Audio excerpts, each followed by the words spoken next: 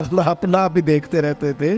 घर से आईना देखना बुरी बात नहीं, लेकिन सिर्फ अपना आप ही देखते रहना और हर वक्त देखते रहना, खुदा मुझे ऐसी खुदाई ना दे कि अपने सिवा कुछ दिखाई ना दे। ये भी कोई इतना ठीक मसला नहीं।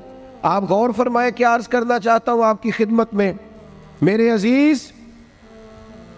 एक तो अगर मैं बड़ी समझदारी से और बड़े गौर से और बड़ी तवज्जो से आपको ये बात समझाना चाहता हूं कि अगर हुजूर से प्यार करोगे ना, तो ये जितनी दौलतों की और शोहरतों की मोहब्बत दिल में आती है, ये खुद ब खुद निकल जाएगी, खुद ब खुद निकल जाएगी, आसानी हो जाएगी, जीना आसान हो जाए।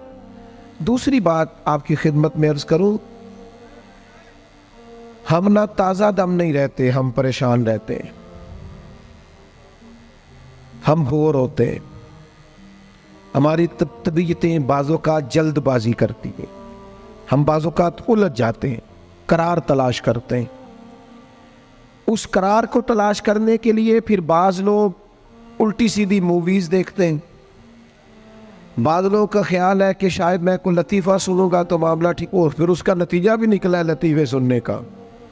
अब लतीफ़े सुनाना भी इतना बड़ा काम हो गया है कि मौलवी है पगड़ी दाढ़ी वाला, लेकिन उसके नाम के नीचे लिखा है फ़नी मौलवी। खुदा के बंदे, ये संजीदा स्टेज है, दीनदार लोगों का करने का काम है, आप क्या कर रहे हैं? मौलवी भी फनी होता है, 6 मानादार है कि हमारा मिजाज था हर चीज शुगल मेला, हर चीज हंसना उलझना। मेरे अजीज, हम चूंकि सुकून चाहते थे, कुछ ने इधर उधर की मूवी देख ली, कुछ ने हंस लिया, कुछ सैर को चले गए, कुछ का ख्याल था खाने खा लेंगे तो सुकून आ जाएगा। याद रखना, इन चीज़ों में सुकून नहीं है, इनमें तो आप उलझते जाएंगे। मजीद तो सुकून कहाँ है, करार कहाँ है? आप कभी सहाबा की जिंदगियां देखें ना, हालात जिस तरह के भी थे ना,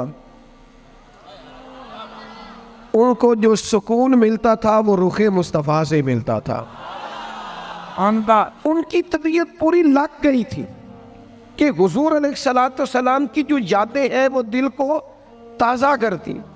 उनका ख्याल था कि बाहर अगर किसी चीज़ का नाम है तो वो जिक्र मुस्तफ़ा है, याद मुस्तफ़ा है और दीदार मुस्तफ़ा है। आला हजरत मुफ्ती हैं, फतवा देते हैं। आला हजरत मुफस्सिर कुरान है, कंजुल ईमान बजाते खुद एक तफसीर है, तर्जुमा ही तफसीरी है। आला हजरत मुहद्दिस हैं, वो जब अहादीस मुबारका का हवाला देते हैं तो यूँ लगता है कि जैसे बड़ी गहरी नज़र है इनकी, रावियाने हदीस पर भी, उसूल पर भी, और हाफजा भी मजबूत है हिफ्ज़े हदीस के लिहाज। सारी चीज़ें उनके पास थी, लेकिन वो पता क्या कहते थे? कहते थे ये जो मेरा दिल चमकदार है ना, और ये जो मेरी तबीयत हल्की फुल्की है, उसकी वजह ये है कि उनकी महक ने दिल के गुंचे खिला दिए। ये मैं नहीं आपको तकरीर सुना रहा, मैं तो जज्बात का इजहार कर रहा हूं। उनकी महक ने दिल के गुंचे खिला दिए हैं। तो क्यों गुंचे खिला दिए? कहते मेरे नबी का कमाल ये है कि वो जिस राह चल दिए हैं कूचे बसा दिए। वो जिस राह भी चल दिए हैं कूचे, हुजूर पर थोड़ा गुजर जाए तो काम हो जाता है। करार, सुकून, सारे दुख मिट जाएंगे अगर दिल हुजूर से लगा लोगे।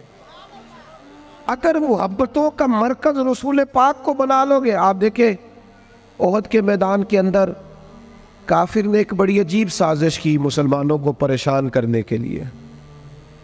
और तक भाई आप लोगों की वजह से अगर इतने लोग तकलीफ में हैं तो आपको समझ जल्दी से बैठ जाए जी, जल्दी से जी, फैसला करने में इतनी देर, अल्लाह आपको सलामत रखे, बैठ जाए जी। अब आप खड़े हैं जनाब, आप भी बैठ जाए, अल्लाह आपको बरकत अता फरमाए। अच्छा, एक बंदा महफिल में खड़ा हो जाता है मोबाइल लेके, अल्लाह उन्हें समझना चाहिए कि बाकी सारे कुल भी है मोबाइल।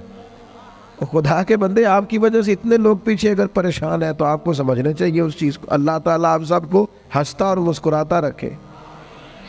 नबी पाक की ज़ात से जब आपकी कामिल वाबस्तगी हो जाएगी ना, तो हुजूर की ज़ाते वाला का प्यार, और प्यार लारों वाला नहीं होना चाहिए, खाली जल से महफिल में और माए का हाथ में आया तो इश्क का दावा तगड़ा, खाली इस तरह नहीं। तन्हाई में भी तू रोए हुजूर की बारगाह। एक महफिल में मैं एक दफ़ा हाजिर था तो एक नात का बच्चा मेरे पास आया, कहने लगा जी मेरी सिफारिश कर दो, मैं भी हजूर दी बारगाह च हाज़री लवानी है। मैं क्या पुत्र तू घर जाके पढ़ लै, उत्थे भी हाज़री लग जाएगी कि 4000 बंदा चाहिए हाज़री लवाने लई। हुजूर की बारगाह में तो जहाँ बैठ के भी पढ़े हाज़री लग जाती है। इसके लिए क्या साज संवर के मजलिस ही फ़कत हो तो हाज़री लगती है?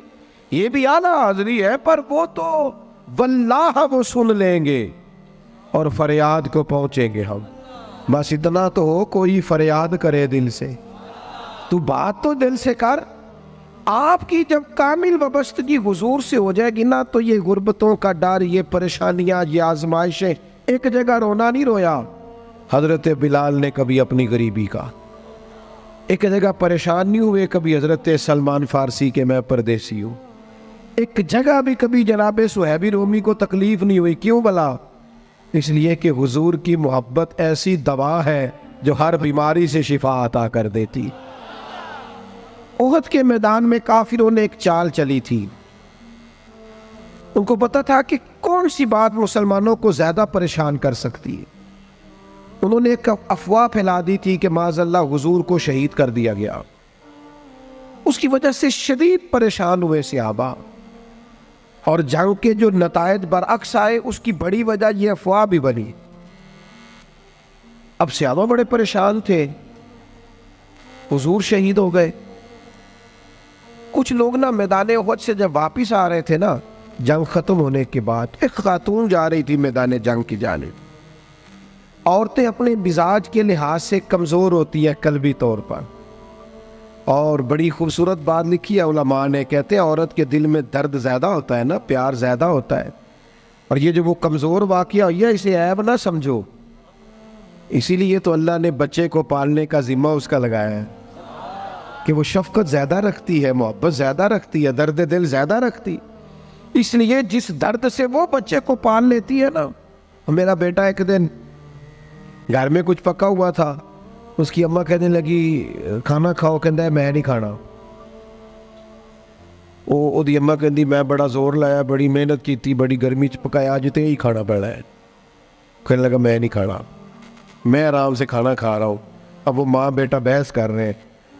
थोड़ी देर गुजर गई तो मैनू कहती तुसी क्यों नहीं बोलते? मैं क्या मैनू पता है किन्ने जितना है, थोड़ी देर बाद खलो जाओ, मैनू पता है किन्ने जितना है। वो बच्चा उठ के अंदर चला गया, कहने लगा मैं नहीं खाता, तुसी खाओ। वो फिर 5 मिनट लगे तो वो पकाना शुरू करता जो बच्चा कह रहे हैं। तो मैं क्या मैंने तो पता है ना नतीजा की है, तो इस बहस में जाने की ज़रूरत है। इसलिए कि माँ औलाद के सामने हमेशा ही हार जाती है।